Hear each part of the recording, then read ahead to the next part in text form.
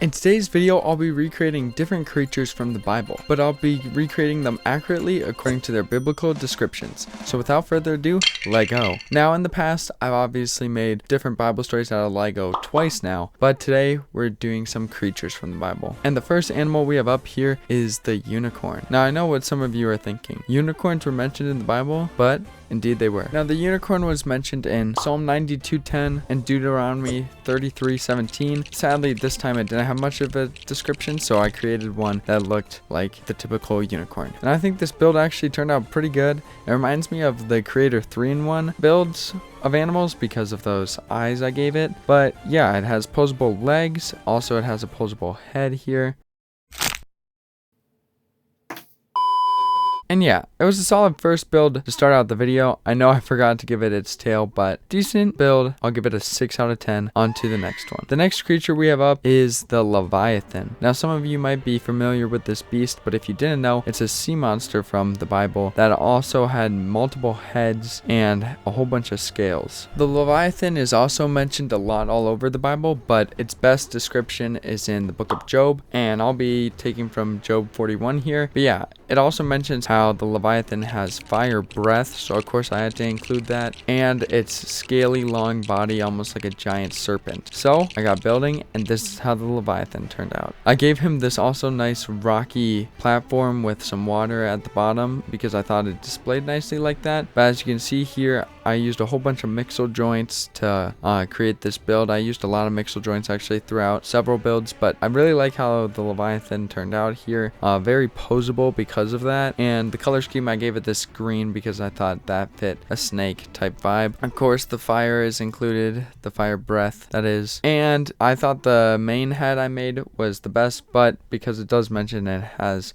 multiple heads, or a few of the passages mention that, I added on these two heads that look a little dumber, but it's okay. But overall the build with a stand and everything I think looks really good. Definitely an upgrade over the unicorn, so that's why this one gets an 8.5 out of 10. Now that the second build is done, guys, before I get into any further ones, stay tuned to the end because I'll be recreating a biblically accurate angel out of Lego, which if you guys know what that is, it's nothing like my old angel minifigure from the previous Bible video or the angels most people think about. It's like this. Let's just say that build was super challenging to recreate, so stay tuned to the end. But now to this next build. Now the third creature I decided to make was the Nephilim, in other words the giants of the Bible times. Now some of you might know the Bible story with David and Goliath being a giant, but yeah, the Nephilim were basically named that because they were the sons and daughters of God, at least that's what it translates to, and they were big beasts that were like humans but bigger, of course, because they were giants. Some were described to have wings or look a little different or whatever, so going off of this description I wanted to make what looked like just a giant version of a human being, maybe with some weapons. A few designs I thought through were either making a minifigure a little bit bigger like I did for the Goliath build in one of my old Bible videos, but eventually I decided on doing a fully brick built design, and that's what this one turned out like. I honestly thought I would hate it at first, but as I kept building, I kind of like how this one turned out. The arms can swing pretty well, which is fun, and the legs are also slightly posable. Also, I made this small rock build to compare it to size, just to make it look a little bigger, and then I also added in a minifigure to compare it to what a regular minifigure would be compared to a Nephilim. Now, I don't know if the height is all there biblically accurate wise, but it was fun recreating this creature from the Bible, and I'll give this one a 7 out of 10. Now we're on to the fourth and second to last creature, and this one is quite exciting because it is dragons. Now, dragons are mentioned in the Bible in the book of Ezekiel a good bit. That's where a lot of creatures are found, so if you want a part 2, put that in the comments below because there's still a whole bunch more creatures I could recreate in Lego, but it's also mentioned in Isaiah a good bit as well. And dragons were actually seen as like almost demonic creatures. I'm pretty sure they were seen as evil creatures, at least to the people and in the Bible. So I wanted to go for a darker dragon color scheme to go off of that vibe. And after I built it all up, this is how the dragon turned out. I gave it this dark brown and red color scheme, also with fire breath, which is super cool. This is probably my second favorite build of the video. But yeah, I really like how it turned out. At first I thought it wasn't going to be great, but over time it grew on me, and I like how this one turned out. The wings can also rotate 360 and up and down with these clip pieces. The legs and little feet can also rotate with the little horns there, and the head is also posable. So overall, a pretty posable build. And I also built up a stand for this one, so it looks like it's actually flying. It's one of the bigger builds of the video as well. And yeah, even though there's not much description, I tried to embody what a classic dragon looks in pulp culture and what the Bible had to go off of. So this one gets a 9 out of 10. And now finally to the final build that you guys have been waiting for. We have the biblically accurate angel. This description can also be found in Ezekiel, and as many of you know, it's not like the angels that we see in famous paintings or pulp culture. The angels of the Bible actually are described as these giant discs in the sky or flying wheels with eyeballs and still a few wings. So I built up the best build I could think of for this, and this is how it turned out. I think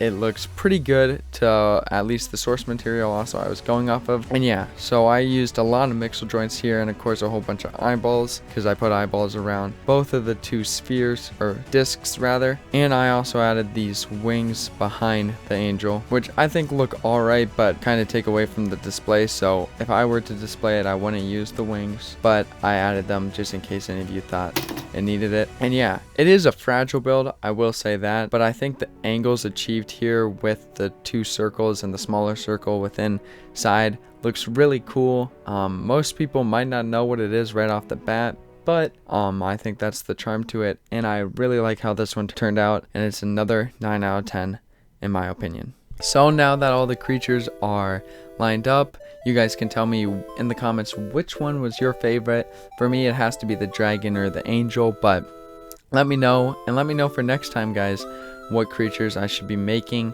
But yeah, this was a really fun video to make. Another Bible one. You guys seem to really enjoy these ones, and the growth on the channel has been amazing. Also, one more thing for you guys to comment on. Do you guys like this yellow background? Because my YouTuber friend told me I should start getting the color backgrounds like all the other Lego YouTubers. So I tested out this yellow one in this video, and I kind of liked the look to it, even though lighting was a little off sometimes. I'm gonna have to figure out how to work on that, but I liked the look to it. And it makes the videos look a little more professional in my opinion. But yeah, put that down in the comments below. Remember, as always, guys, I really appreciate you guys watching this video, watching to this point. But yeah, remember, God bless, have a great day, and I will see you guys next time. Peace out. Bye. Alright, Nathan, put that in, because you are the GOAT editor. Let's go. Hopefully, this was 8 minutes. It was, 11 minutes. That's before editing, though. And this is probably going to be in the bloopers, so enjoy it, guys. Yeah.